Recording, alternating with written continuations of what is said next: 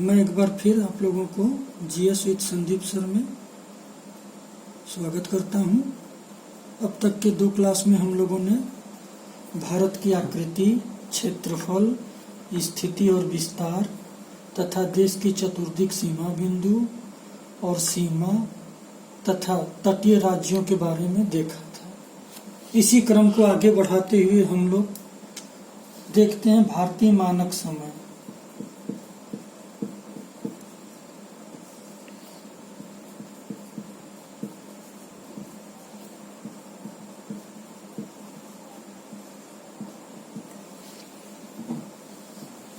जैसा कि आप लोग जानते हैं कि ग्लोब पर मुख्य रूप से 2 प्रकार की रेखाएं खींची गई हैं। एक अक्षांश रेखा और दूसरी देशांतर रेखा।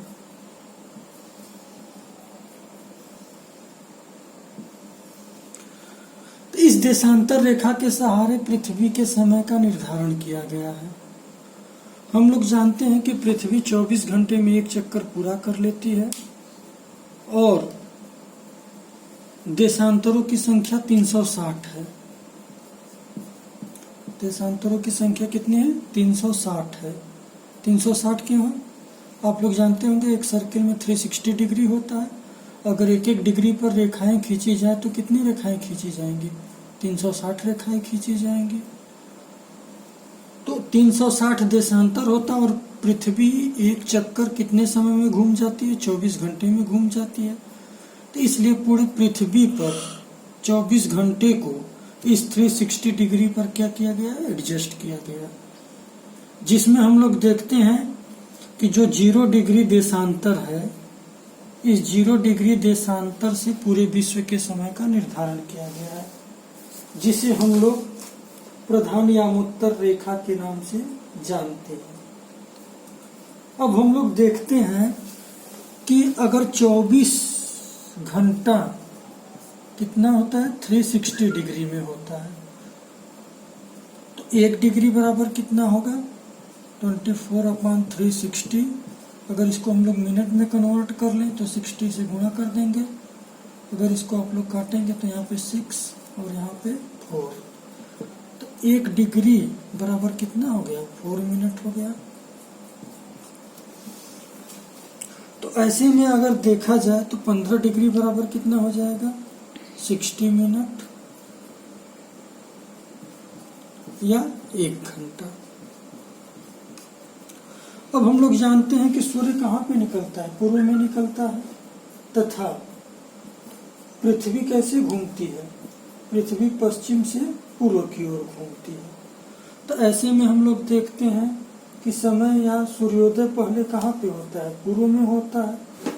जब सूर्योदय पूर्व में होता है तो ऐसे में क्या होता है?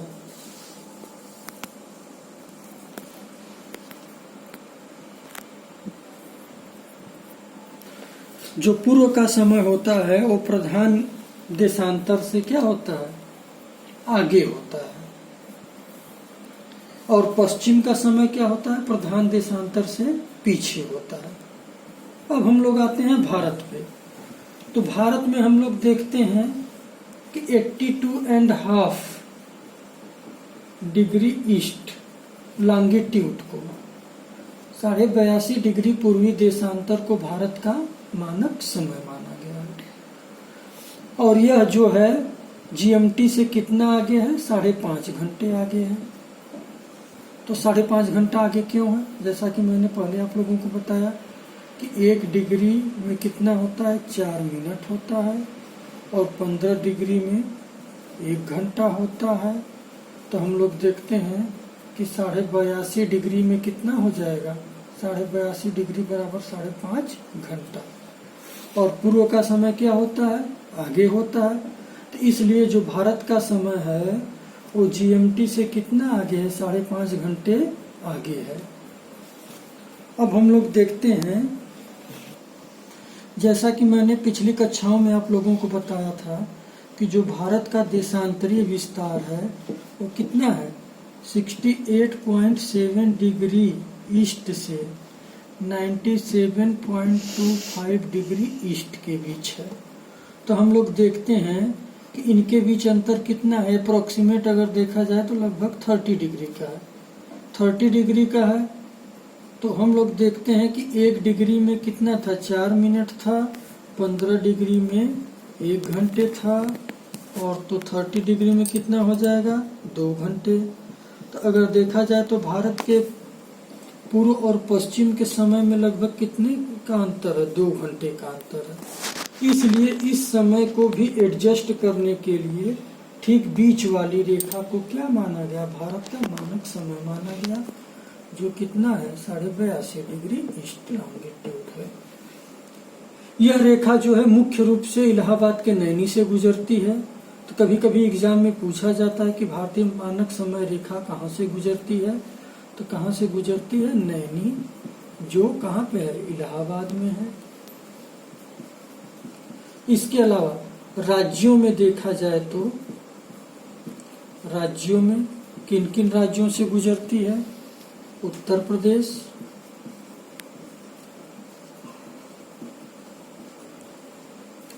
मध्य प्रदेश,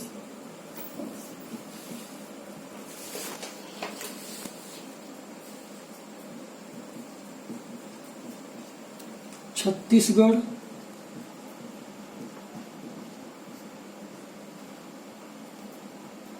उड़ीसा और आंध्र प्रदेश। कितने राज्य हुए, 5 राज्य हुए। तो कितने राज्यों से गुजरती है, 5 राज्यों से गुजरती है। तो आप लोगों से एग्जाम में जो भारतीय मानक समय से क्वेश्चन पूछा जाता है, मुख्य रूप से यह पूछा जाता है कि कितने डिग्री लॉन्गिट्यूड को भारत का मानक समय माना गया। तो कितने डिग्री लॉन्गिट्यूड को माना गया है, 82.5 डिग्री लॉन्गिट्यूड को क्या माना गया है, भारत का मानक समय माना गया है। इसके अलावा एक क्वेश्चन पूछा जाता है कि ये जो भारत का मानक समय रेखा है वो कहाँ से गुजरती है, मुख्य रूप से तो इलाहाबाद के नैनी से गुजरती है। दूसरा क्वेश्चन ये भी पूछा जा सकता है आप लोगों से एग्जाम में कि यह कितने राज्यों से गुजरती है, तो 5 राज्यों से गुजरती है। वो 5 राज्य कौन कौन से हैं, उत्तर प्रदेश, मध्य प्रदेश, छत्तीसगढ़, उड़ीसा और आंध्र प्रदेश। तो हम लोगों के एग्जाम में क्वेश्चन और बन सकता है कि निम्न में से किन राज्यों से भारतीय मानक समय रेखा नहीं गुजरती है। तो अगर आप लोगों को ये 5 राज्य पता रहेंगे तो आप लोग एग्जाम में आसानी से लगा लेंगे कि किस राज्य से नहीं गुजरती। आइए अब हम लोग देखते हैं कर्क रेखा के बारे में। जैसा हम लोग जानते हैं कि एक मुख्य रेखा जो है वो भारत से गुजरती है, वो कौन सी रेखा है, कर्क रेखा है। यहाँ पे ऐसे अगर आप लोग ग्लोब में देखेंगे तो ये 0 डिग्री है, ये 23.5 साउथ, ये 23.5 नॉर्थ डिग्री। इसको क्या बोलते हैं, कर्क रेखा बोलते हैं, ट्रॉपिकल ऑफ कैंसर। और इसको क्या बोलते हैं, विषुवत रेखा बोलते हैं, इक्वेटर। और इसको क्या बोलते हैं, मकर रेखा बोलते हैं, ट्रॉपिकल ऑफ कैप्रिकॉर्न। तो हम लोग देखते हैं कि जो कर्क रेखा है ये भारत के कहाँ से गुजरती है, बीचों बीच से गुजरती है।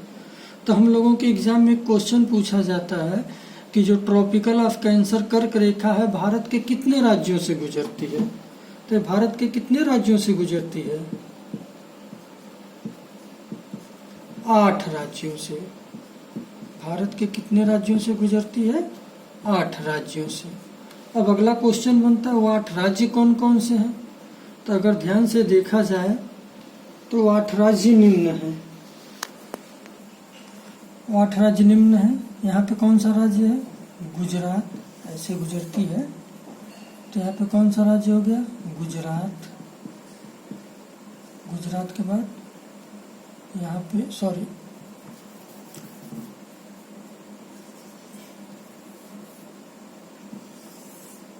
ऊपर क्या है, राजस्थान। यहाँ पे क्या है, गुजरात। यहाँ पे मध्य प्रदेश, छत्तीसगढ़, झारखंड,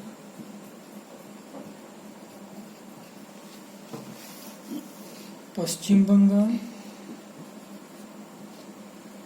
त्रिपुरा,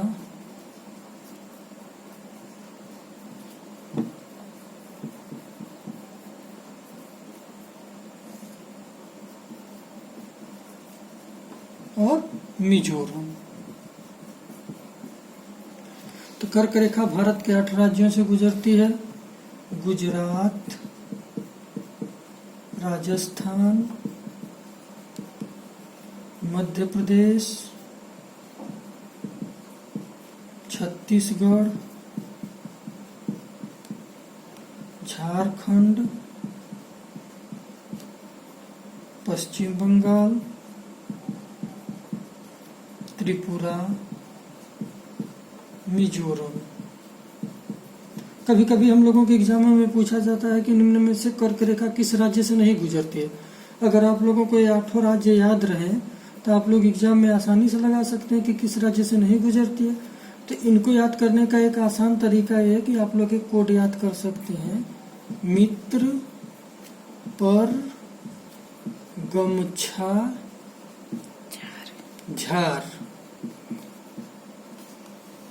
मी से मिजोरम, त से त्रिपुरा, प से पश्चिम बंगाल, ग से गुजरात, म से मध्य प्रदेश, छ से छत्तीसगढ़ और झार से झारखंड। तो इस प्रकार हम लोग देखते हैं कि कर्क रेखा भारत के 8 राज्यों से गुजरती है। लेकिन अब एग्जाम में क्वेश्चन पूछने का तरीका बदल रहा है। तो अब हम लोगों से कुछ और तरीकों से भी क्वेश्चन पूछा जा रहा है। इन राज्यों की जो राजधानियां हैं उनसे क्वेश्चन पूछ दिया जाता है। उन राजधानियों को दे देगा और पूछ देगा आपसे कि निम्न में से कौन सा शहर कर्क रेखा के सर्वाधिक पास है। तो आइए अब हम उनको भी देख लेते हैं। कर्क रेखा मान लेते हैं तो हम लोग देखते हैं कि यहाँ पे कौन सा राज्य है, गुजरात। तो गुजरात का जो मुख्य शहर है गांधीनगर, जो गुजरात की राजधानी भी है। अगर देखा जाए तो कर्क रेखा यहाँ पे गांधीनगर है। कौन सा शहर है, गांधीनगर। उसके बाद राजस्थान, यहाँ पे क्या है, जयपुर। उसके बाद अगर मध्य प्रदेश की राजधानी कहाँ पे है, भोपाल। तो भोपाल को देखा जाए तो यहाँ पर है। उसके बाद छत्तीसगढ़ की राजधानी रायपुर, यहाँ पे रायपुर है। इसके बाद झारखंड, झारखंड की राजधानी रांची, जो यहाँ पे है। इसके बाद त्रिपुरा, पश्चिम बंगाल, पश्चिम बंगाल की राजधानी कोलकाता, यहाँ पर है। त्रिपुरा, त्रिपुरा की राजधानी अगरतला, यहाँ पर है।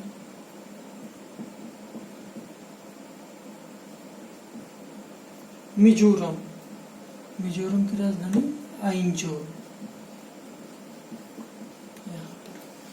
इस प्रकार अगर इन 8 राज्यों की राजधानियों को देखा जाए तो झारखंड की राजधानी जो है रांची ठीक कर्क रेखा पर स्थित है। तो इन 8 राज्यों में सर्वाधिक जो कर्क रेखा के पास है वो कौन सा शहर है, रांची, ठीक कर्क रेखा पर स्थित है। इसके बाद अगर रांची के अलावा देखा जाए तो गांधीनगर सर्वाधिक पास में कौन सा है, गांधीनगर है। इसके बाद अगर आप लोग ध्यान से देखेंगे तो भोपाल, अगरतला, आइंजोल।